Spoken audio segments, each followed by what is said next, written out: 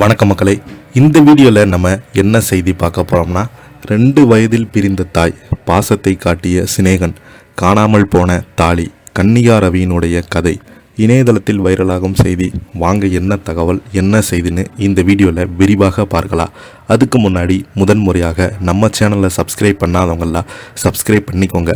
Bell buttons மூலமிக்கி நம்ம சேனலோட நோட்டிஃபிகேஷனை எனபிள் பண்ணிக்கோங்க.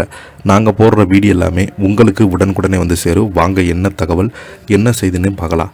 அழகு, திறமை, வசீகரம் என அனைத்திற்கும் சொந்தக்காரி தான் நடிகை கன்னிகா ரவி.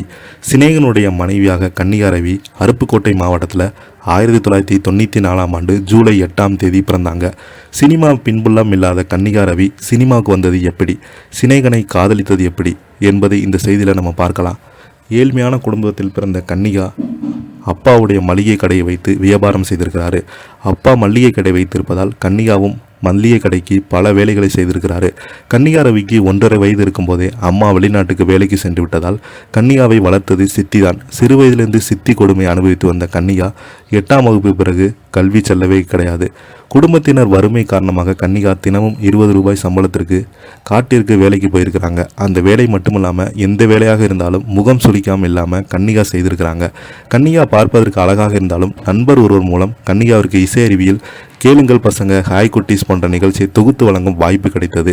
தொகுப்பாளினியாக மட்டுமல்லாமல் நடிகையாக வேண்டும் என்ற ஆசை கன்னிகாவுக்கு அவ்வப்போதான் மனதில் வந்திருக்கிறது. இதற்கு பல ஆடிஷன் கலந்து கொண்டிருக்கிறாங்க. கே பாலச்சந்திரன் இந்த ஆடிஷன் கலந்து கொள்வதற்காக வாய்ப்பு வந்திருக்கிறது. அந்த ஆடிஷனில் கலந்து கொண்ட கன்னிகாவிற்கு அமுதா ஒரு ஆச்சரியக்குறி என்கிற சீரியலில் நடிக்கும் வாய்ப்பு கிடைத்தது. இந்த சீரியலில் கலைஞர் தொலைக்காட்சி 2012 முதல் 2014ஆம் ஆண்டு வரை ஒளிபரப்பானது. இதைத் தொடர்ந்து பாலச்சந்திரன் இயக்கத்திலேயே சாந்தி நிலையம் என்ற சீரியலில் நடித்தாங்க. கல்யாண வீடு போன்ற சீரியலில் துணை கதாபாத்திரத்தில் லீட் ரோலில் நடித்து வந்தாங்க. நடிகையாக ஒரு அங்கீகாரம் கிடைக்கவில்லை என்ற வருத்தம் கன்னிகாவுக்கு எப்போதுமே உண்டு.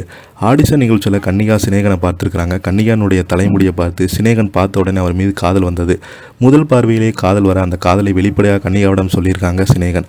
அதற்கு பதிலளிக்க 5 மாதங்கள் எடுத்துக்கொண்டாராம் கன்னிகா. 2014ஆம் ஆண்டு கார்த்திகை தீபம் அன்று வீடு முழுவதும் அகல் விளக்குகளை ஏற்றி வைத்துவிட்டு அந்த வெளிச்சத்தில் தனது காதலை வெளிப்படுத்தியிருந்தாங்க கன்னிகா. அந்த சந்திப்பின் போதுதான் தாலி மஞ்சள் கயிறுடன் தனது காதலை தெரிவித்திருக்கிறாரு.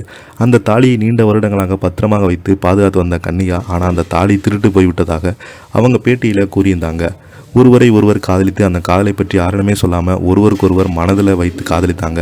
இவங்க பொது இடத்தில் எப்போதுமே சந்தித்து பேசியது இல்லலாம். இவங்களுடைய காதல் கதை வெளியில் தெரியாமல் 8 வருடங்களாக காதலித்து வந்திருக்கிறாங்க. இதையடுத்து 2022ஆம் ஆண்டு கமலஹாசன் தாலி எடுத்து கொடுக்க இவர்களுடைய திருமணம் செய்து கொண்டாங்க.